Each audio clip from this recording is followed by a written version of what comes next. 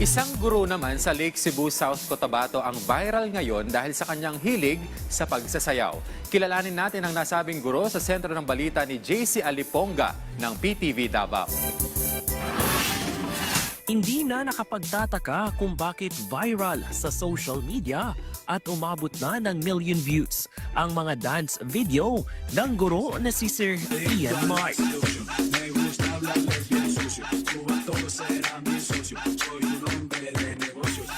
Non-teaching personnel si Teacher Ian sa isang paaralan sa Lake Cebu. Matagal na niyang hilig ang pagsasayaw mula pa noong college student hanggang sa ngayong nagtatrabaho na. Napaka-positibo, anya, ang reaksyon ng kanyang mga katrabaho, kaibigan at pamilya. Marami ang natutuwa at nagsasabing nabibigyan sila ng inspirasyon at saya sa kanyang mga video. Komento ng iba, mas nagiging masaya at nalilibang sila tuwing nakikita siya na sumasayaw.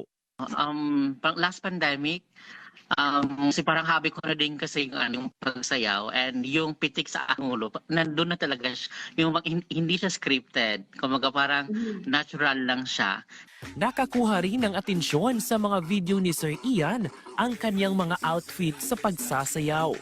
Kabilang narito ang kanyang high-waist na pantalon at nakatuck-in na polo o shirt na naging kanyang signature OOTD. Sa bawat school program at activity, hindi nawawala ang kanyang dance performance bilang icebreaker kasama ang kanyang mga estudyante upang magbigay ng kasayahan.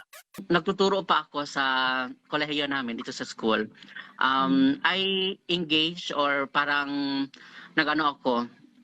in-inform ko yung aking mga co-teachers na in every activity dapat meron din tayong connection or dapat mag-dance din tayo. At bilang miyembro ng LGBTQIA+ community, umaasa rin siya na maging inspirasyon sa iba at huwag matakot ipakita ang tunay na sarili at ibahagi ang kanilang talento at kakayahan sa iba. May LGBTQA+, kung ano ba yung hilig natin, i-pursue lang natin yan, kaya huwag tayong mahiya. Sa ngayon, patuloy pa rin na gumagawa ng mga dance video si Sir Ian sa kanyang mga social media account na nananatiling viral hindi lamang sa Pilipinas, kundi pati na rin sa ibang bansa.